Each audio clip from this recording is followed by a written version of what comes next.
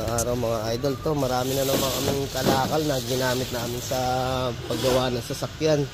Wow. Siyempre si idol laging kumukuha sa amin ng ano to, kalakal. Tatanungin natin ito, gaya nito, oil filter magkano nga isang oil filter natin, idol? Piso. Yung malaki dos. Piso. Kaya mga idol, kayo yung mga nag-change dyan, huwag nyo po basta itapon lang. Kung hindi nyo naman talaga gagamitin, ibigay nyo na lang din. Gaya nyan, piso maliit, dos yung malaki. Tapos magkano kilo plastic natin? Kuha ko nito, boss, 5 eh.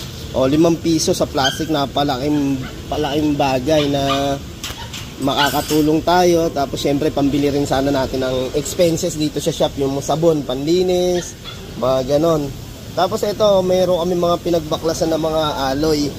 Magkano nga kilo natin dito, idol, sa mga ganitong alloy? Kuha ko sa kanya, mga 45. Oo.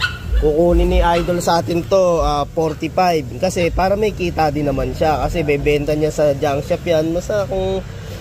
Ayun, dami ng dala ni idol. Babalikan niya yung mga alloy natin para... Siyempre, kukuha muna siya ng pambayad. Pero yung, siyempre, yung plastic tsaka... filter ibinigay na natin kasi para naman makatulong sa kanya. Nice. Yun. Pero yung alloy medyo pang-budget namin dito sa pang-cleaning, mga pang-cleaning namin. Wow. Ayan, nagkaalas na nga kami ng D4D turbo tsaka EGR cleaning. Yung mga idol, bago natin ibenta yung mga ganito, pinapakalas muna natin mga tornilyo kasi magagamit pa natin to. Tsaka syempre bakal to, malulugi naman si idol. Ayan. Yan, kalas na yan. Kasi ito, kakalasin nyo na rin itong mga to. Pag nabibenta mo sa junk shop yan, 60. Pero sa amin, ang bigay niya, 45 para may kita siya. Nice! Ito, radiator, ano to? Alloy to? Baklasin natin ito, kuya. Sige, baklasin nyo para hindi ka naman malugi sa ano. So, marami pa tayo dito pwedeng ibenta. Iya! Yung mga idol, yun yung nakakalkal natin mga alloy. Pinakalas na ni idol. Ay, dala-dala mo. Mga idol, yung sa namin, umabot ng 10 kilos sa alloy.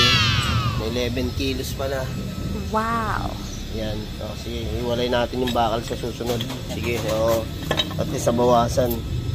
Mga idol, di pa namin na isama kasi may mahirap kalasin, Yun, tapos yung bakal natin. Yun, 14. Bakal mga idol, 10 piso daw kilo niya, Ito lang mas maganda-ganda talagang kiloan.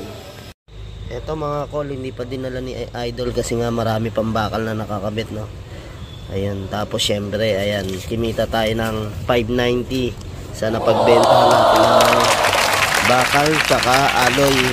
Tapos yung oil filter tsaka mga plastic binigay na natin kay idol para meron naman siyang extrang kita o dagdag niyang budget.